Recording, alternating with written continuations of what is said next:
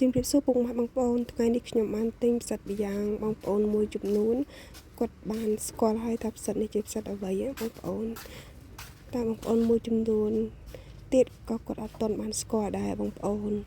ផ្សិតមួយប្រភេទនេះគឺជាផ្សិតគេហៅផ្សិតផក់ឬក៏ផ្សិតម្យ៉ាងទៀតគេហៅផ្សិតប៉ក់បងប្អូនផ្សិតនេះបងប្អូនខ្លះគាត់យកទៅស្ងោរឬក៏ខ្លះទៀតគេយកទៅឆាអញ្ចឹងណាបងប្អូនតាមតែចំណង់ចំណូលចិត្តរបស់ពួកគាត់អញ្ចឹងណាបងប្អូនយើងលាងទឹកផ្សិតនេះឲ្យស្អាតទៅកោសដីនៅខាងក្រៅនឹងចេញឲ្យស្អាតហើយមួយប្រភេទដែលផ្សិតចាស់យើងត្រូវពុះជា2បើឃើញប្រភេទដែលខ្មៅយើងត្រូវយកវាចេញណាបងប្អូនព្រោះប្រភេទខ្មៅស្នូលក្នុងវារាំងល្វីងបន្តិចទៅយើងត្រូវយកវាចេញទៅស្នូលក្នុងពណ៌សប្រភេទនោះគេហៅខ្ចីឯអត់អីដែលយើងអាចរក្សាទុកវាបានអញ្ចឹងបងប្អូនយើងលាងសម្រាប់ទុកម្ល៉េះទៅ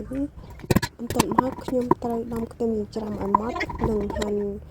គល់ដាំខ្ទឹមឲ្យល្អិតផងដែរបងប្អូនពេលហាន់ហើយយើងទុកម្ល៉េះសិនបន្ទាប់មកទៀតយើងដាក់ដាំទឹកដើម្បីស្រុះផ្សិតផក់យើងដែលបានលាងហើយបងប្អូនយើងស្រុះនេះជារយៈពេលត្រឹម3នាទីដល់4នាទីដើម្បីឲ្យផ្សិតយើងងាយស្រួលឆាទន់ចូលជាតិគ្នាចឹងបងប្អូនឃើញសបកអញ្ចឹងដោយសារតែផ្សិតខ្ញុំទិញមកខ្ញុំមានប្រភេទចាស់និងប្រភេទខ្ចីណាបងប្អូនដល់ពេលប្រភេទចាស់ខ្ញុំដកស្នូលចេញហើយដោយសារតែប្រភេទចាស់ហ្នឹងវាមានស្នូលខ្មៅវាអាចធ្វើឲ្យម្ហូបរបស់យើងល្វីងអញ្ចឹងខ្ញុំដកស្នូលខ្មៅរបស់ផ្សិតហ្នឹងចេញព្រោះយើងបរិភោគអត់បានទេតែស្នូលខ្ចីយើងបរិភោគបានហើយឆ្ងាញ់ទៀតស្នូលខ្ចីបងប្អូនបន្ទាប់មកខ្ញុំសល់ពងស្ងោរចុះខ្ញុំដាក់លាយជាមួយគ្នាទៅបងប្អូនសម្រាប់យើងមានពងឆៅក៏យើងដាក់បានដែរបងប្អូនយើងគួរដាក់តែម្ដងតែខ្ញុំមានពងឆ្អិនអញ្ចឹងខ្ញុំគួរដាក់ម្ល៉េះទុកដាក់លាយជាមួយឆាផ្សិតយើងអញ្ចឹងណាបងប្អូនទៅខ្ញុំដាក់ផ្សិតយើងឆាតែម្ដងដាក់ខ្ទឹមបំពងដាក់អីទៅដាក់គ្រឿងក្រៅរឌីប៊ីចេងអំបិលបន្តិចអញ្ចឹងណាបងប្អូនហើយនឹងស្ករទៅយើងដាក់កកូរវាទាល់តែមើលទៅផ្សិតយើងទន់អញ្ចឹងមើលទៅពុះ